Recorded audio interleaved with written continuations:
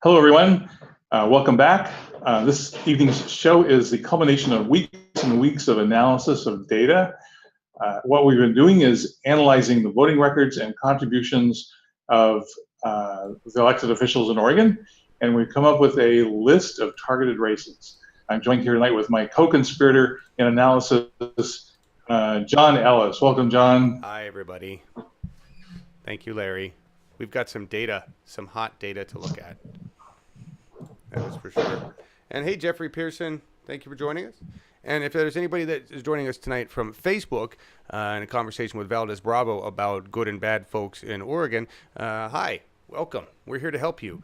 Danny Jaffer in HD23. We'll get to that one, right, Larry? So, you want to cover the list, the official list? Yes.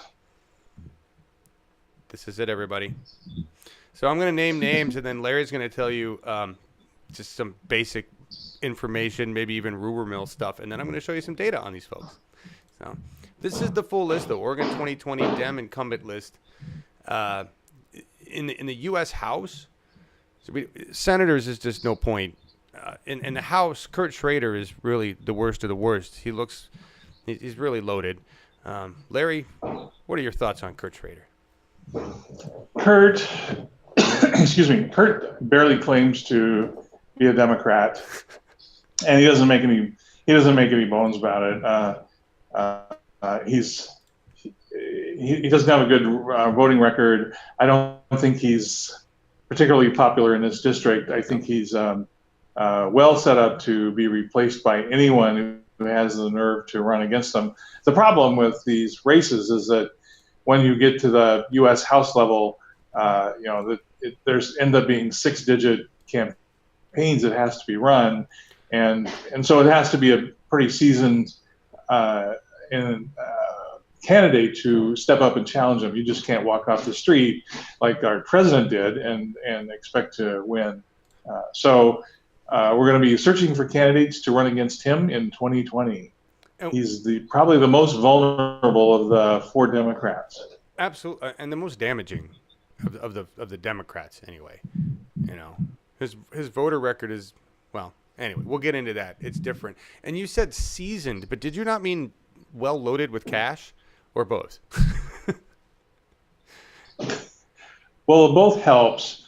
You know, that the problem with the Democrats is that they don't have the wealth of the Republican Party, and so what the Democrats have are the ability to motivate people and get boots on the ground. So that's what we have to do for whoever runs against Kurt Schrader in the primary, and then we'll see what happens in the general. But getting past the primary, running against an incumbent with a big pile of money will be the first challenge. Absolutely, absolutely. Hey, A. Mares, good to see you this evening. And Real Jingy, yes, you made it to an Uphill Media event. Let me know if you guys are hearing any weird audio. I'm getting a weird thing going on right now. Looks fine out the door, but in our it's just weird. So let me know. YouTube's been acting a little funky lately. Go figure. Kurt Schrader has some, well, here. Let's just look at Kurt's money. He's got a lot of money, everybody. And he's got more money than all the other Democrats, significantly so. And it's because he takes a lot of the same money that a lot of Republicans take. And we'll look at that. $2 million. And he's, when you see the rest of the numbers, they're going to frighten you, because this is all just money he's got sitting around. He in this current cycle, I mean, this just says with cash on hand, but like these are the funds by sector. It's hard to tell what's going on here, but health, agribusiness, finance, insurance, and real estate right there are more than $500,000 alone. That's just one half of the wheel. Right. He takes in big, huge chunks of cash. Funds by industry: health, pharmaceuticals, forestry and forest products, insurance, oil and gas. Okay. And just to be clear about health and pharmaceuticals, those are not people working to keep healthcare costs down, because there's no profit in keeping costs down. There's profit in keeping the costs up and keeping the status quo, our incredibly inefficient healthcare system that we have now. So yeah, they want to keep it the same. Yes, and we will look at that. There's a big difference between what, in terms of the money, when we look at contributions, when you see contributions from public or general union sectors and organizations, there's a difference between Friends of Healthcare in Oregon, which is probably a PAC created for the business industry of the insurance, and we'll look at some of those, and union nurses or pharmaceutical workers of America, if that were a union. So you really have to, and part of what we're doing is I'm creating a database of what these groups actually are, because you don't really tell. You can't really tell just by looking at them at a glance. I'm going to show you some of those. But yeah, Kurt's healthcare money has nothing to do with unions, has nothing to do with workers. It has to do with the insurance industry, the pharmaceutical industry, nothing we're interested in looking at, in wanting to have them control our government. This is what's crazy. These are listed as his top contributors. Most of the other reps we're going to look at have a very long list of contributors, like 100 contributors for most of them. Even the smaller reps have like 30 or 40 contributors. Kurt, that's it. Those are it. It's like he's got so much money, they're just token contributors this time around. And No Labels is the largest chunk right there at $31,000 for this campaign alone, all right? No Labels happens to be a PAC. And I forgot to bring the slides over from the other. I've got so many slides. No Labels is a PAC that is for the pharmaceutical industry. It's one of those healthcare PACs, right? Joe Manchin is an honorary chair. So that kind of gives you an idea of where the direction they're interested in going in. So the largest contributor to Kurt Schrader's campaign is a pharmaceutical PAC called No Labels, which is kind of ironic, right? So, yeah, that's Kurt. Kurt was our example poster boy for our mock-up that we're doing for Map the Money, everybody, and just kind of mapping his donors and what they are, and it's going to be a very simple scoring system. This is an example of one of the votes in question by Kurt. Kurt does a lot of other things, but this is one of the examples of votes. This is the Economic Growth, Regulatory Relief, and Consumer Protection Act, which is really a give banks and other folks a big break because we're all about business act. Notice that the Democrats, nay, right? Except for Kurt, who voted with Greg on this one. And you can see that Greg takes, and Greg's our Republican U.S. House rep, right? See how much money Greg takes from the financial, insurance, and real estate industry? See how much money Kurt takes? They're like the leaders in that cash. That's a very easy one to track there. So, yeah. And then this is Kurt's district. Larry? What can you say? What the fuck is that? Why does it look like that? I know you would clearly. Well, I mean, it is possible that they had trouble assembling people to equalize the districts, and maybe this is what they had to do. It's just very odd. He gets the coast, and that kind of makes sense because one of the guiding principles is that you have communities of similar interests, and so yeah, the coast forms a community, and sure. And so the horizontal bar would probably be the forest community, the chop down trees, not the save trees community. So I don't know. It's always nicer to see shapes that are more round or that don't look like they've chopped out a particular group or chopped in a particular group, right? That's what we're looking at. Yeah, the big carve-outs are very interesting there. Yeah, we've got some other carve-outs to look at. And hello, everybody. We've got some people I haven't seen in a while. Thomas Payne. I am the guy from Bernie 2016 TV that did the coverage back then. And this is the continuation of that channel. And it's good to see you. Hey, Metalhead. Bernie and Pocahontas 2020. You're being crazy. I don't even know what that means. Anyway, good to see you guys. And Larry is at a... they want to know who's building a wall in the background. You've got dancing or something going on above you, around you today? construction? Oh, the Ecstatic Dance Group is upstairs. Yes, this is a multicultural facility that I am broadcasting from. There you go. There you go. So, yeah, Ecstatic Dance Group. That's actually what they're called. Right? Yeah, Yeah. yeah, Well, we're happy for them. So that's Kurt, and he's going to be the most difficult target, right, Larry? yes. And if we're going with a 10-to-1 ratio, we need to raise at least $300,000 for our candidates. Which, That's what Alexandra did. yeah. And she took it with 300,000. Mm-hmm. The advantage I think we have is that Kurt really is disliked. Joe seemed to have something, or what? Yeah, Crowley seemed to have some people liked him over there. But anyway, Bernie has already lost. What metalhead, really? You guys.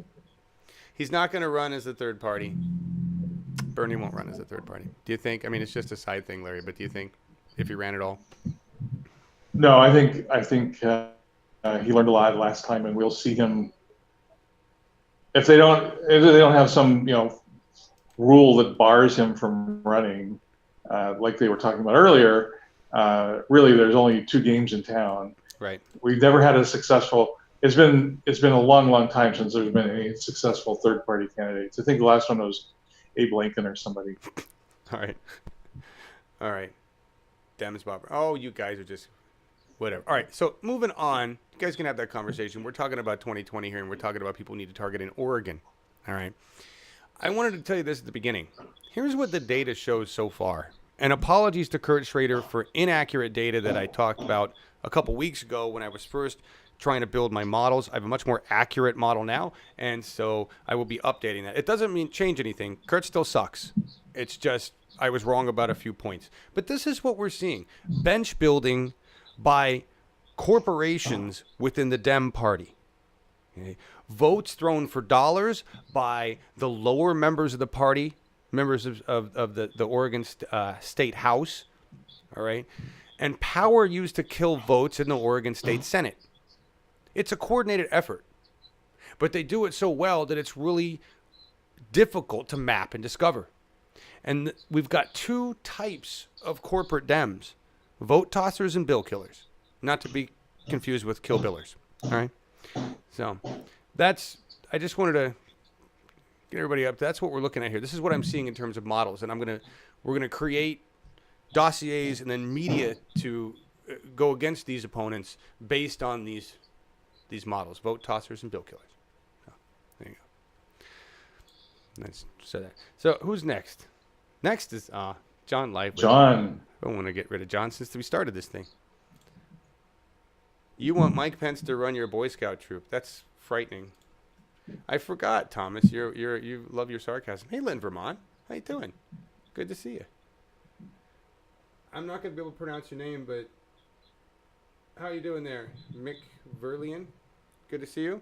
Tell me how people can stand by a traitor to our country as Trump and his complacent to cover all their corruption. I don't know. It's a good question. That's why we're here. Thank you for joining us. This is talking about Oregon folks that we need to primary. So who's our next person, Larry? It's John Lively. What do you know about John Lively? Anything? Nothing. There's a whole host of legislators that never get into the news. Interesting. And since this memberment of the whole news media infrastructure, we get even less now than we used to. We used to have a good paper in the Oregonian, and then that got taken over and downsized, and it's basically just toilet paper at this point. Willamette Week focuses on the Portland area. Never hear about these other legislators, of which about 2/3 of them are outside the Portland metro area, flying under the radar. They are, and they're part of the bench. That's what John is. John's a low-cost corporate Dem who's being fed cash. They're going to build up a war chest for him, and then he's going to start doing more damage. All right? But John's a vote tosser.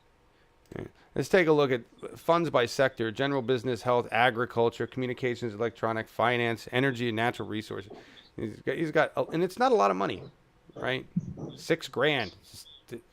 That's by sector. By industry, telecom, health professionals, general contractors, electric utilities, real estate.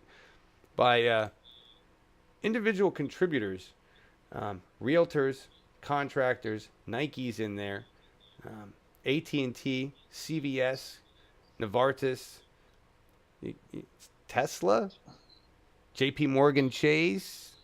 Starts to look a little. Charter Communications. Hey, there's that Motor Vehicle Software Corp again, Larry. Interesting. Yeah, AT&T is in there, right? Pacific Corp. So it changes once you start looking at the individual contributors. Here's some of John's votes that we wonder about. Requires coverage for abortions and contraceptives. That's about the healthcare. You'd think that'd be an easy Dem one. Nope. Increase minimum wage. Nope. Requires employers to offer paid sick leave. Nope. Just a lot of nays there. I'm not sure what good he's doing as a Dem. And what, Larry, we were talking earlier, if John's voting no on these, we can also assume that during sessions where they talk, he's fighting against this stuff, making statements against these bills? Hard to say. I mean, it's such a cozy little club down there, with the closed meetings and stuff. It's hard to say what's going on. And they cover for each other in the votes. As long as they have the votes to pass or block what they're interested in doing, and they can do that with safe seats, then it gives a free ride to others to do whatever they need to do to keep the funding coming in, or maybe there's something that actually resonates with their district. But the one thing that I don't see in the pie charts are the slices that represent people. Right. Of John Lightly's, no. Of any of them, really. Not of these folks. There's a mixed match. There's some union stuff in there, and there's tribal stuff in there, and I'm just kind of leaving the tribe stuff alone because they're their own entity. John was one of two Dem nay votes on requires employers to offer paid sick leave. To me, this is a show of I will throw a vote for you for later, Larry? I don't know. It just doesn't make sense. Right. It doesn't make sense. It's and so what we're hypothesizing here, maybe theorizing, we're not to a hypothesis yet, is that the younger Dems that are corporate take in smaller sums of money. They don't need as much, but they take these sums of money from these corporate interests, and then they show that they're willing to throw votes that really aren't going to matter for much young. And then we've got a bunch of those lively, see, when it matters, when it counts, when he's on more committees, when he can do more damage, when he's got enough money to stay in power and toss other votes, then he'll be used. This is how they're building their bench, right? And I remember correctly, all three of those votes go against the Oregon platform that we passed, right? So he's voting in defiance of his party's platform. Right. So he should at least switch to an R if he's going to vote like an R. Right? That's, yeah. Hey guys, I'm glad you're having a good conversation. I'm not sure where you're at in the conversation, but I'm glad you're having one. We have a new FDR. His name is Bernie Sanders. And we have a bunch of little FDRs running around like Alexandria Ocasio-Cortez. So I think we're doing good there. Mass production of little FDRs. These are all of John's votes in question. And I want to show you the money where it ties to. Requires covers for abortions and contraceptives, the minimum wage, and requires employers to offer paid sick leave, all tie into the general business, health sectors, and more than 1/3 of his total funds comes from those two sectors. To me, that's a direct correlation. That's like, duh. All right? He's showing, hey, everybody in these sectors, I will vote for you. Just wait a while, because he's only 30 grand. Like, he's not a lot of money. The investors are like, $100, $1,005. It's small change. So he seems like an easy target, right, Larry? Yeah, depends on his district. But like what we said earlier, the attendance at the platform was just not the tree huggers from Portland. It was a broad representation of people from all over the state, and there was no factions in there that were not in agreement with anyone else. So Right. I, either there was absolutely nobody from John's district at the platform that would stand up for anything he stands for, or they don't exist. So I think we can assume that he's out of line with the party, and we could find a candidate that's a better fit for him, for his district. And then we need to be able to confront John directly at town halls or with a debate against the candidate and show him this data and go, explain yourself. Yeah. Give us a reason, right? What is it? It's funny because a lot of these candidates supposedly make statements here, there, and everywhere about these things, and I can never find those statements. That's where we're there. And the great thing about starting now is that, now that we've identified the candidates that we wanted to monitor, people can go to those town halls and have those conversations with them and ask them questions and start, getting statements from them on what they truly believe in, and then build the opposition candidate on that. Exactly. Hey, Charles Mon, good to have you here. Charles is running Corvallis Ward 2, City Council. And so Oregon House District 12, Larry, is another. What is this? What area does this cover? Springfield, Eugene? Oh, that's right down the road. This is an I-5 East, huh? Yeah, it's. I would guess that the main population area is Springfield, and the rest is rural. Right. But I was just in Springfield, and it's changed significantly in the last couple of decades. So I think he's like a couple of other legislators in Oregon where the values of the populace has shifted and they have not. Oh, excellent. Well, then I'm looking forward to getting rid of John. Indeed. Indeed. So let's see. Next, Caddy McCune. Oh, Caddy. How do you feel about Caddy? Well, the Democratic Party of Oregon passed its first anti-LNG resolution in 2008. So that's been, the Democratic Party has had a position against LNG for a decade. Wow. And we have Caddy, who is pro LNG and is all for the LNG terminal in the Coos Bay, Jordan Cove. Yes, she is. The Trump LNG project, I think we can safely say now, because right after Trump was elected, we have the interview where the supporters of the pipeline had just met with representatives of the Trump administration, and they were ecstatic because they had been given total assurances that thing, all the barriers would be overcome, and that they'd be constructing 6 months ago. So, right. Fortunately, that hasn't happened. No, we've been able to keep that from going through, and not with Caddy's help, though. She's a medium-sized cost, right? Almost $200,000 for this particular cycle, and it's an interesting where it comes from. Uncoded, we'll look at that. General business, communications and electronics, energy and natural resources. Ideology, single issue, an important one for Caddy. Construction, health, those are the sectors. Under industries, there's that uncoded in there again. We'll talk about that. Health and welfare policy, which is an odd industry. Computer equipment and services, party committees, large chunk of money there for her. That's about $10,000. Oil and gas, right in there. That's that Jordan Coveness, right? And here we see the great ones. So Coalition for a Healthy Oregon is really just a whole bunch of health insurance groups. And they're part of what got listed as uncoded. Anything can get listed as uncoded. People get listed as uncoded. When a person donates money and they don't know how to list that person because that person, even though they're a person, represents something, then that person gets coded under that something in terms of industry.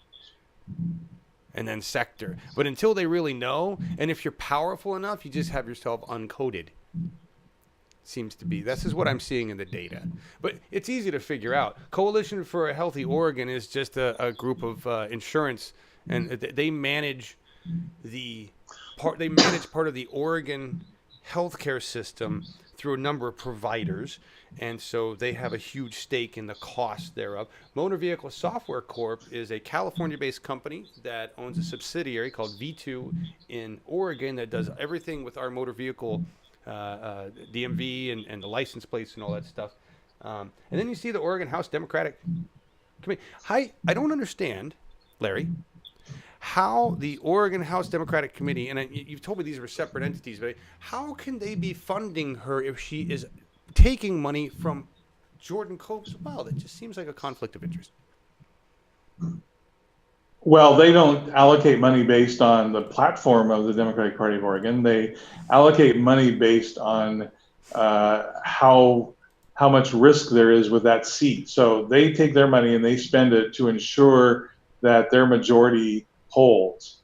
And there's really only one vote that they care about, and that's the vote for the leadership. And so as long as these conservative, Republican-leaning Democrats vote for Democratic leadership, pretty much everything else is forgiven. Oh, interesting.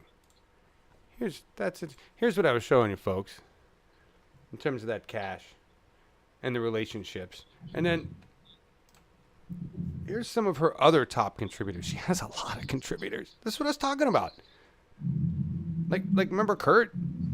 So Chevron is in there. Tonkin Torp is just a bunch of lawyers.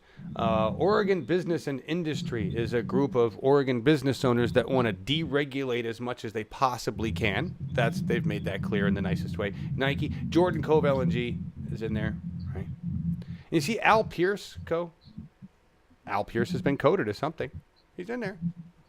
Anyway, Tesla, I thought was interesting. Koch Industries, Pfizer, Comcast, Forest Products, Logging, American Chemical Council. No, they're not about safety in chemicals. Trust me. All right. Votes in question. Prohibits convicted stalkers from possessing firearms. Remember I said that chunk of money from ideology, single issue? That's guns. Prohibits landlords from evicting a tenant without cause. Extends background check waiting period for guns. Nay. These are all nays, folks. I would think those would be pretty simple ones for Dems. So I haven't traced the ideology single issue industry back to the individual donors, and that's part of this tracking. Right? It's figuring out who are those folks that are really into guns that are getting caddied about this way on the gun stuff. Right? But any other comments or thoughts on caddy, Larry? No. Did I have this? We need people to help us scour the landscape for candidates. So just keep that in mind, and we'll talk about that more at the end of the show. We will. Gaddy was one of two Dem nay votes on the increased minimum wage bill. All right. That's John Lively was the other, by the way. Just saying. See, these are easy pickings. Easy pickings. You guys are still having a good conversation. How are you doing? 6.1 earthquake yesterday off the Bandon, Oregon coast? Really? Yeah. That's nice. It's been big one's coming. I agree. I'm looking forward to having beachfront. I just hope it is beachfront and not a little, like it used to be an hour to the beach. Now it's 4 minutes. That's what I'm looking for. Here's her district. So she's got the coast, the other side of Eugene there, huh? Yep. Well, that seems... It's not a bad shape. That one doesn't look too bad. No, it really doesn't. It doesn't. What's there? Is it just forest, timber and stuff besides coastal? Lots of timber, the coastal communities. I don't think there's any, there's no metropolises between I-5 and the coast. So, yeah. All right. Susan McLean is next. She's another very inexpensive Dem that we can get rid of, hopefully. Here's Susan's numbers. I mean, 21 grand. She's a bench. She's a bench warmer at this point, but they're building her bench, right? Susan's monies, mostly party, which I find interesting. Party's keeping her alive. Labor, uncodedness. unitemized contributions, funds by industry, party committees, uncoded, unitemized contributions. We'll get to that. So, Susan McLean, top contributors, Oregon Democratic House campaign, unitemized donations. Now, I put this up here. Unitemized contributions says an unitemized contribution is an amount given that is less than the state's threshold for listing the contributor's name on receipts and expenditures report, which means that chunk of like $3,000 is probably a whole bunch of really tiny donations. So that says something. All right. That says something about her. I'm not sure what, but it says something. You've got Teamsters. You see, Susan's got an interesting mix because we actually do have some people in public sector oriented stuff in here, but we also have General Motors, Portland General Electric. What we look at her, though, is with votes in question, specifies proposal for statewide access to health care. Nope. Bad. That's bad. Yeah, that's super bad. Establishes sales tax on retail marijuana. Nope. And here's the weird thing. She was listed as a sponsor of the specified proposal for statewide access to health care. I'm wondering if that was just a blanket listing for all Dems? And why was she the only Dem to vote nay? That's so weird because her district is Washington County, which is not, it's not conservative. There's no conservative base that she has to pander to there. It's squarely in Washington County. Yeah. I don't get it. And in Vote Smart says Susan sponsored this bill, and then Susan was the only nay vote on this bill. So I don't know what the deal is with that. It's just weird. Just weird. Is this her district? This is District 29? We're looking at the wrong way. Yeah. So Forest Grove, Cornelius, Hillsborough. Oh, that's up there. Okay. What, is that Tech? Tech is in there, yeah. I would imagine all of the Intel campuses are in there, and then all the feeder companies to Intel. And there's probably has Nike in there. She does have Nike in there, and she does get big bucks from Nike as well. They're in there. I don't understand her votes. I don't understand what they're doing with her and why she would throw these.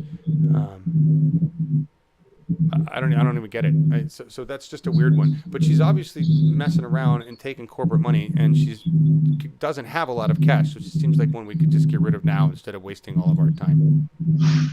And allegedly, the platform of the Democratic Party has been shared with these people, so they're not doing these votes in ignorance of what the values of their party are. Right, and that's like, as if you're a constituent in their district or in their state, right? You can you could take these graphics. You could just say, hey, here's the party platform that says we're against natural gas. Here's your vote for it, and here's your LNG money. Explain yourself, right? I mean, that's why we're doing this, and we're going to create media for this, is so we can all have this power as constituents. And we're going to put together on the website, we're going to make it so that these graphics have buttons that you click, and it'll go to social media, Facebook, Twitter, whatever it is, and it'll add the person's name and say, hey, explain yourself, and attach the graphic.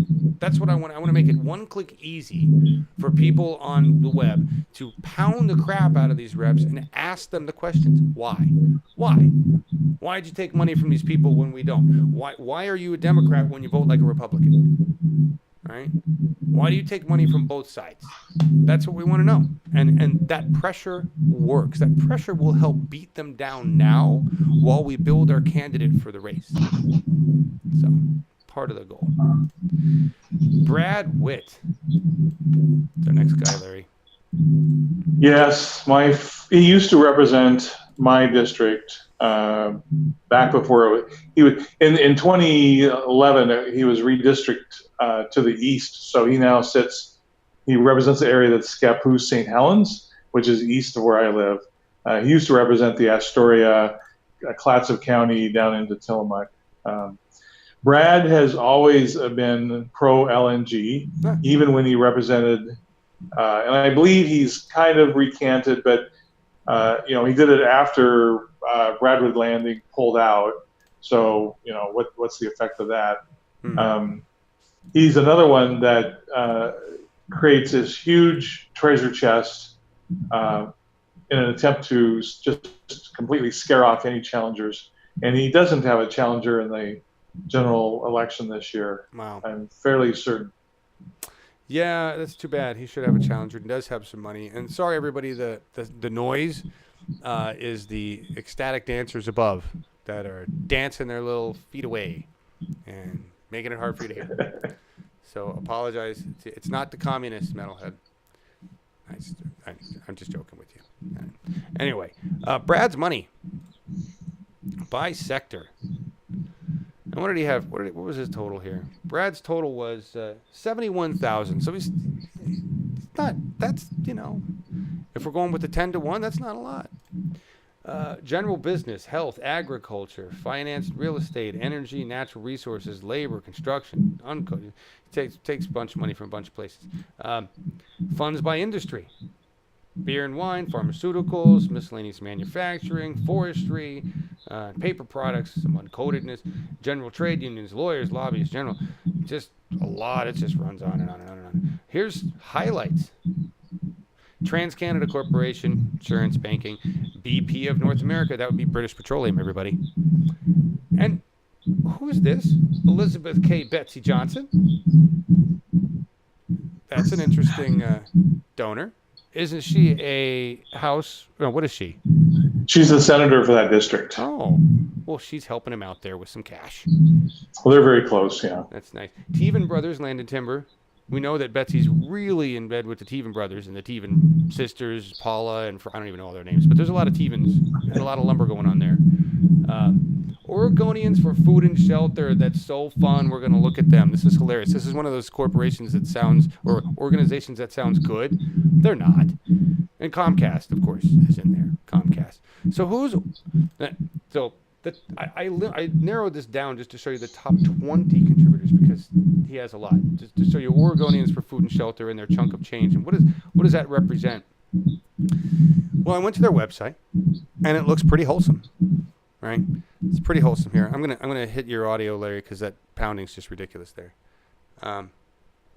So they say, help us protect your right to farm and forest using modern technology to ensure sufficient food and fiber for a growing population. So the first thing they're saying is that we need to make more food, which is, we know that's utter bullshit. We actually throw away so much produce and waste so much food because of capitalism. So their whole premise here is just junk.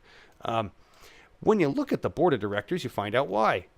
So we have Ted, who's with the timber company. We have Barry, who's with a farm bureau. And we have David, who's with golf courses. Why? Why would we need a golf course, dude?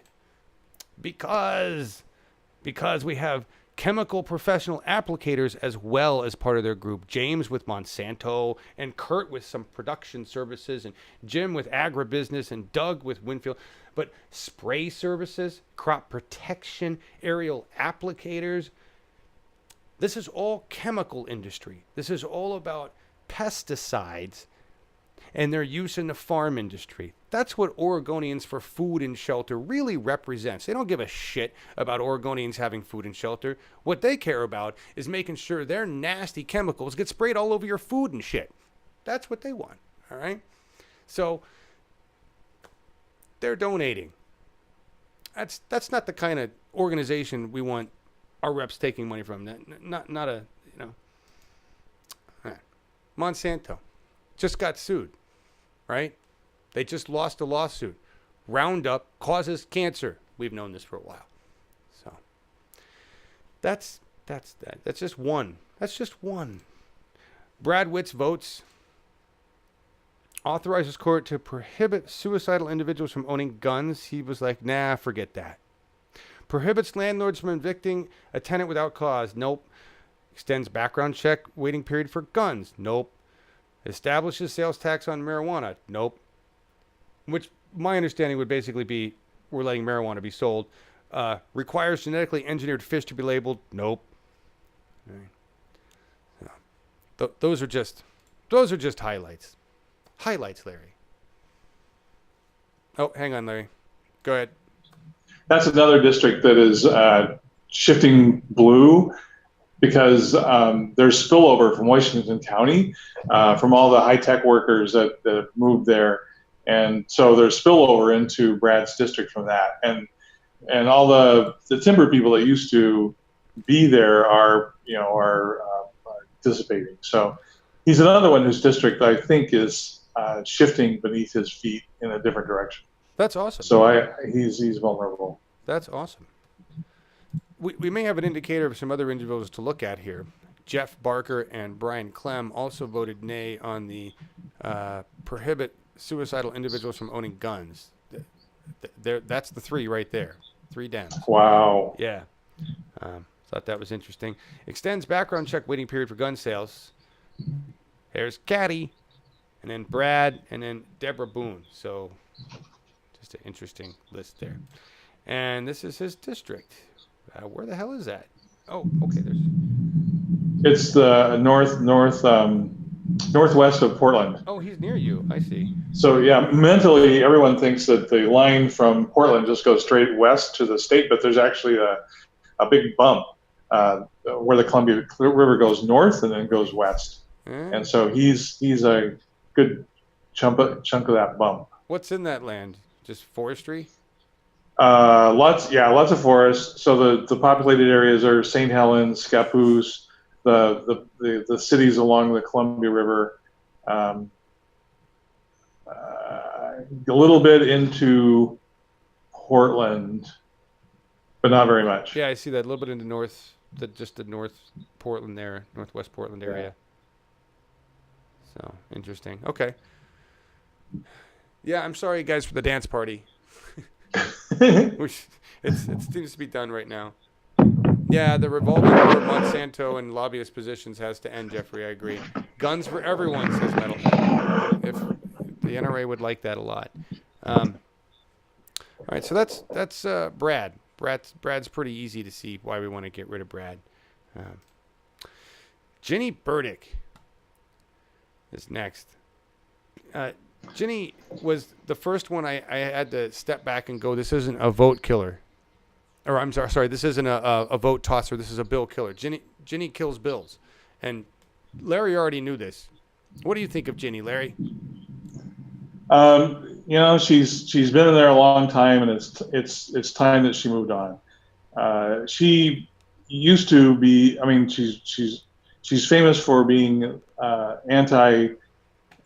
anti-guns. She's into the reasonable controls over the possession of weapons, but then she has become chair of the Rules Committee, and she became very prominent in the last legislative session, the last big one, over the national popular vote, where we were trying to get out of her what was her position and why was the bill not moving out of her committee and onto the floor, and she vacillated. So I hear for most of the session, and then in the last week, she just basically said, we're not moving this bill. It's not going to pass. Get out of here. So interesting. And she has the power to do that? Yes, I don't. The Senate runs on Mason's Rules of Order, but even if there was a way for the members of the committee to get it out of the committee, it means that they would piss off Ginny Burdick if she was opposed to it. And my impression is that everyone pretty much does what they're told, but between Ginny Burdick and Peter Courtney, and the two of them are lockstep. So they pretty much run the show. And there we get to what we're going to look at, which is how the Oregon Senate kills bills. And I didn't see this until I looked at Ginny and the committee she's on and her statements in an Oregonian Post regarding the bill we're going to look at here in a second. But let's take a look at Ginny's money, because she's definitely got some money. Finance, insurance, real estate, health, labor, general business, communications, electronics. That's where the bulk of her money comes from. Industries, insurance, health professionals, telecom, tools, trades, unions, pharmaceuticals, just same stuff. But there's a nice mix there. You see, like public sector unions is a big chunk in there. That's a good thing to see, public sector unions. All right. This is where we get like top 20 contributors. Comcast is a giant chunk. That's important. Nike is a big chunk. you can see who really, the Oregon Healthcare Association has nothing to do with the people. The Soft Drink Association of Oregon donates to everybody. I'm just going to say that. I have not found a candidate yet that they do not hand money. So they must have a big stake in things around here. Kroger, AT&T, Coalition for a Healthy Oregon, which we know is bullshit. So that's, but you see other things like Service Employees Local 49. Right. And you assume they're a good people-oriented union. They could be a bunch of greedy assholes. I don't know. Right. But we assume that people-oriented unions, public sector things are better, right? More people stuff. Here's where it gets funky. So I said keep an eye on the Comcast. Right. Here's Ginny's. She's a Senate Majority Leader, which is why Larry says she's got this power, right? We see the kind of power majority leaders and minority leaders have at the national level, right? Same thing at the state. But she's the Senate Interim Committee on Rules and Executive Appointment. That's a pretty powerful thing. And recently, there was House Bill 4027. This is this year. It was a massive tax break repeal. So apparently there was a whole shit ton of money that Comcast was saving via this tax break, and there was a House bill to repeal it.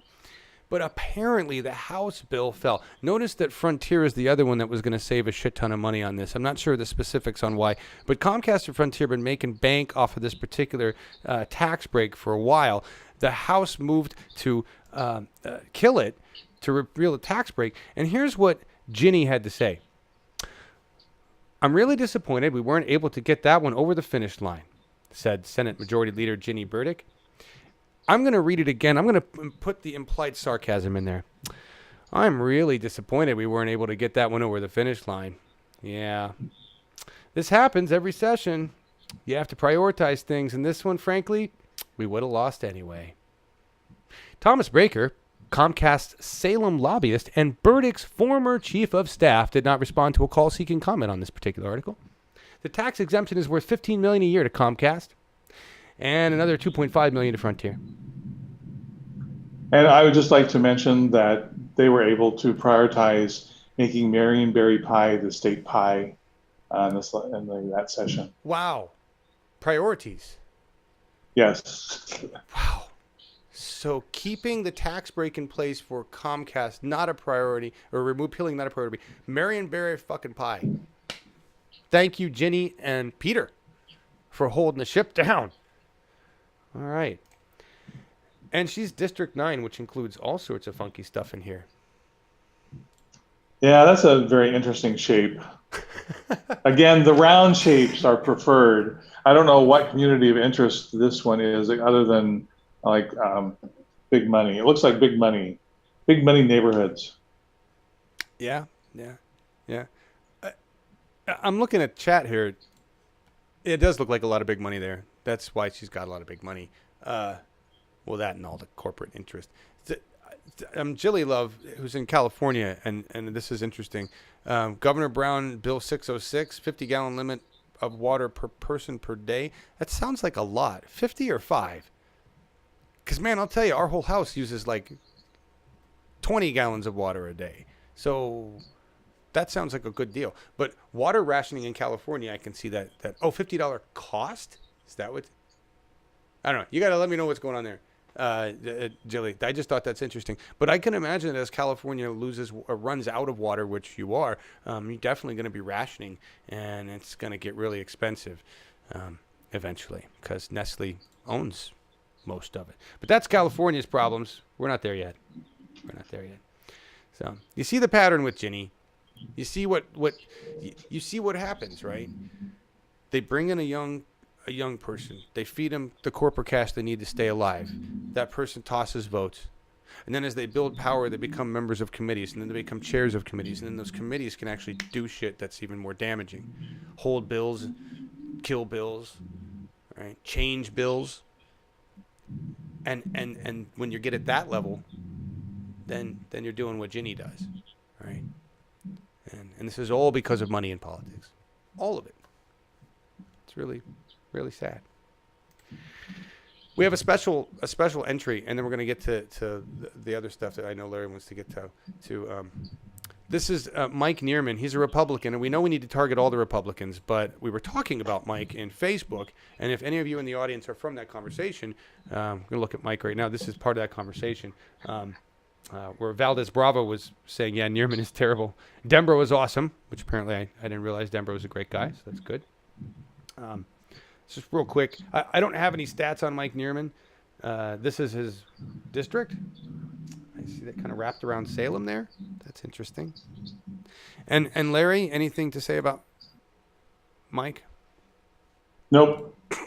Never heard of him until we did this analysis. Oh, well, I'm going to have fun digging up the numbers on that. But the good news is that he's being primaried by Danny Jaffer. And Danny Jaffer, you interviewed him already. And so I think he's got a good chance. Really? Not because you interviewed him, but Yes. So if anyone has an extra $100 rolling around and they would like to put it someplace, I would recommend contributing it to Danny Jaffer's campaign. There you go. Well, Danny is rock solid. He's former, I think it was in the Air Force, former Air Force, but rock solid values. I'm sure he has no disagreement with anything in the Democratic Party platform, and we really hope he gets elected to office. Absolutely. And I read that he has the endorsement of the Dem Party, Working Families Party, the Independent Party, and the Green Party out there. So that's huge. So now that's it. That's the list, everybody. Now we're just down to talking about what were you going to cover, Larry? I just wanted to say that the way we did this analysis is that we first identified key votes that was voted on over the past couple of years, and then we went back through and looked at the Democrats that were the outliers, so the ones that didn't vote with the rest of them on these key pieces of legislation that are important to Democrats, and that's pretty much how we came up with this list. And then John started looking under the covers for how the money was flowing around, and then it just sort of told the rest of the story. So what we now have is a list of candidates that we are targeting.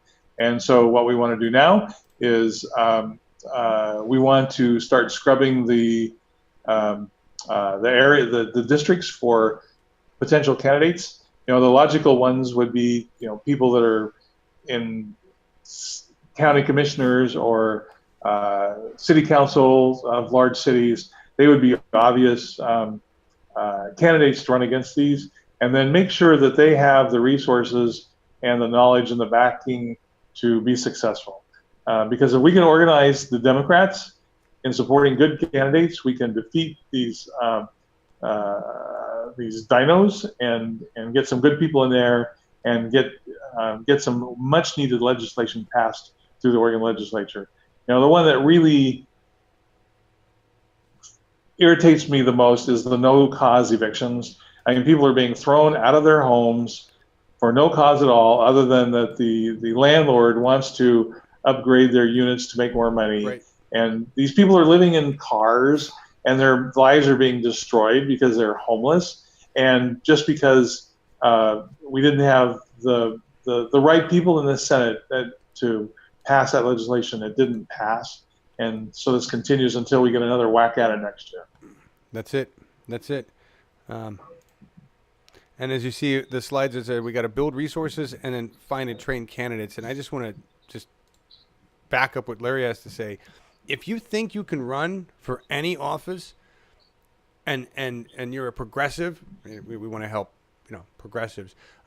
We're going to provide as many of these resources for you as possible. It's not about leaving you out there hanging out to dry. We tried that. It didn't work. That was 2016. That was 2017. I mean, that was this year. We've learned from our mistakes. We're planning for 2020. If you want to run for office, we will help you with the resources, the structure, and I don't want people to feel like they can't run because they're like, well, how am I going to build a website? How am I going to find money? How am I going to do this? You just need to be a candidate and be willing to be trained as a champion and let us help you build out those resources around you. We got to come at it that way. We got to do it the way the pros do it. They build a bench. Yeah, if we don't have a candidate, we are not out of the starting gate. Right. Right. We can look up all this data and have it all ready to go and looks great, but without somebody willing to step up there. And they have to be willing to go against the culture of the whole attitude that we can't run against incumbents. Right. That we finally had someone in Portland, Rod Monroe, a senator, that was so egregious that the other Democrats actually ganged up on him and took him out of the primary. We have others that are almost at that level now. And so why don't we find good candidates to run and put them out there and at least give the electorate a choice? Because the other thing that went on this year is that so many of these seats in the primary and now in the general have no opponents. So it's not really a functioning democracy because we, the electorate, didn't even have a choice in the matter. We took an incumbent who was in there, scared off the opponents in the primary, and because they're in a blue district, they've got a free ride through the general. Yep. A lot of these people wouldn't have been difficult to defeat. Just needed someone to show up. How hard would it really be to get rid of Lively at this point? Come on, let's do that. Let's make that a goal. All right. This is what we're working on right now with media, is to create media from the data and give constituents access to that media via social media. And the reason I say that is because I want to make it easy for us to pound these reps about their bad votes. I want to make sure that we can put that power in everybody's hand. Be very effective. Those are the kind of things we're talking about for candidates. So if you guys share this, get this out, talk to your groups if you're in Oregon and you know people like Danny who are running. We're going to get in touch with Danny. We'll have him on our network. We'll work with his campaign. This is what we have to do. This is what we have to do. And hopefully we'll get everybody to unify around the candidates. That's what we need, is people to unify around the candidates. Right? What else, Larry? People know how to reach us? info@uphillmedia.org. That's probably a good one to have on there. You can also find us on Twitter at Bernie2016TV. But info@uphillmedia.org. Get a hold of us. Right? What else? And of course, we need contributions because we're running on fumes. If you would like to see this work continue, it would be great if you would send us your $27 or whatever you're comfortable sending to us. Yeah, we are a user-supported network, and so anything helps. I appreciate all of you that donate regularly. We see your donations. Super Chat is on, and I know this isn't like exciting stuff right now, but what we're going to do with it is pretty exciting. So everything you donate here just helps us be able to support candidates and the progressive movement. We would really appreciate that. How many people we got watching? 15 people. Hey, all 15 of you with 54 playbacks. Is there anything you want to talk about, Larry, in terms of upcoming events this Sunday? What's show? Well, for all the aficionados of Robert's Rules of Order, we're going to be talking about oh God, what's the term? Subsidiary? Incidental motions. Incidentals, okay. And then the truly exciting show is coming up on September 2nd. We encourage all of the state chairs and vice chairs and potential chairs and vice chairs to attend that, because what we'll be talking about are the state laws governing reorganizations, of which there's a lot, and no one ever tells us about this. So the things you have to do to be in compliant with state law, and then we'll be going through the processes within Robert's Rules for holding fair elections and what you need to do in terms of getting votes and things. So that's September 2nd. Stay tuned for that show, and we'll teach you all how to run a good reorganization. Awesome. That's exciting. If you guys haven't seen the Robert's Rules series, go back and look for the one Reclaiming Your Rights, because it's got some it's got 5 scenarios that you all need to know how to deal with. It's great stuff. Larry and Carrie Capon just did a beautiful thing with scenarios, and it was fun. Go back and watch that and share that. That's the kind of stuff we do here, folks. It's civics. It's not politics. It's civics. It's about knowing what's going on in your government. It's your responsibility as a citizen. And we were supposed to all get taught that in school. And they stopped teaching that back when Larry was in school. It's a long time ago. So, right, Larry? We're working on it here. Is that it? Anything else? That's the Robert's Rule show on Sunday. The PDPO show. What are we talking about there? We're going to have some guests, right? Some Democratic Party leaders, some chairs. Yes, we've invited chairs from 3 rural counties across Oregon. We'll be having a conversation with them about how the elections are unfolding in their areas, and give visibility to the rest of the state, to people that never ever get talked about. And most of these areas, well, Douglas County is still pretty red, but like Wasco County is trending blue, and it's going to flip soon. And so, they're at the heart of the action of making that happen.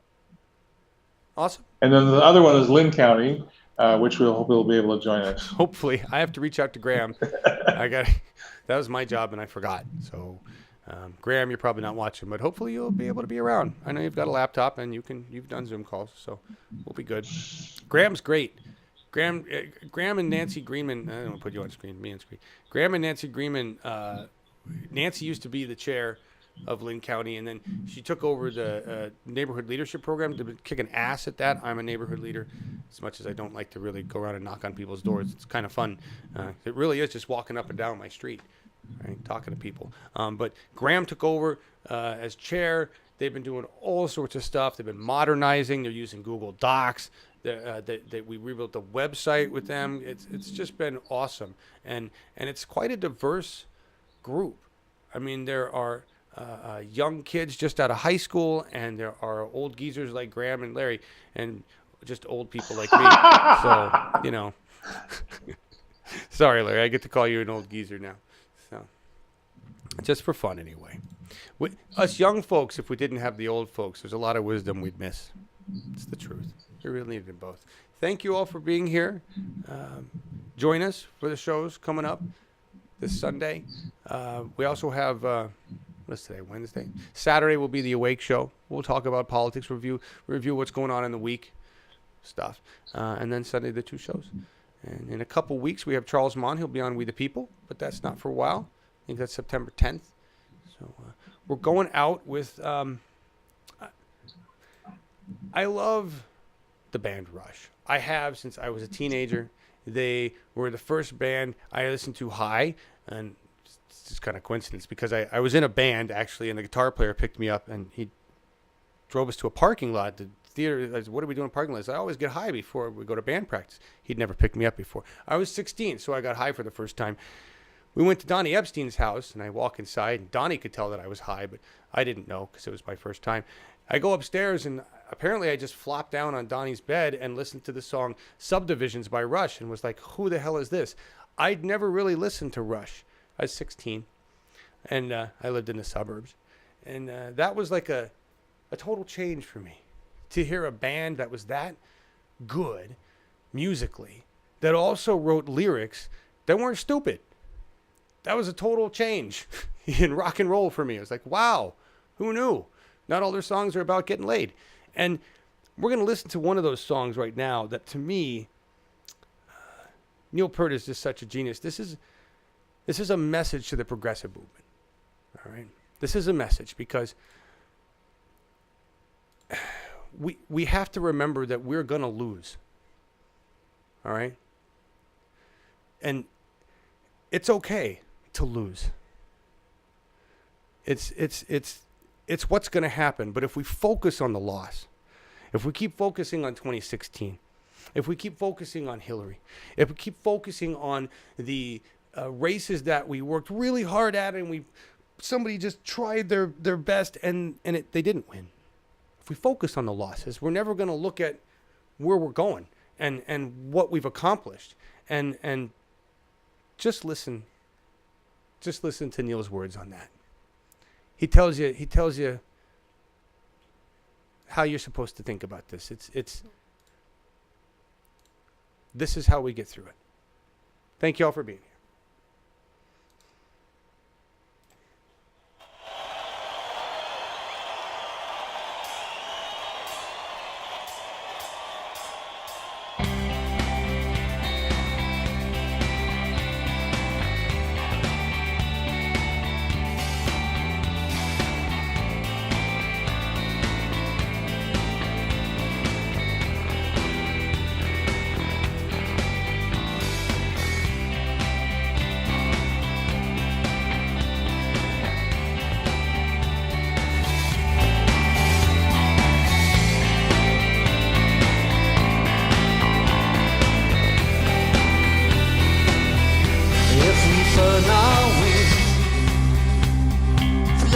too close to the sun. If the moment of glory is over before it's begun, if the dream is won, though everything is lost, we will pay the price, but we will not count the cost. We will pay the price, but we will not count the cost. When the dust has cleared and victory tonight,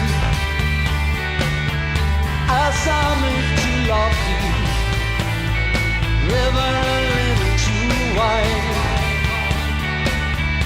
If we keep our pride, for paradise is lost, we will pay the price, but we will not count the cost. We will pay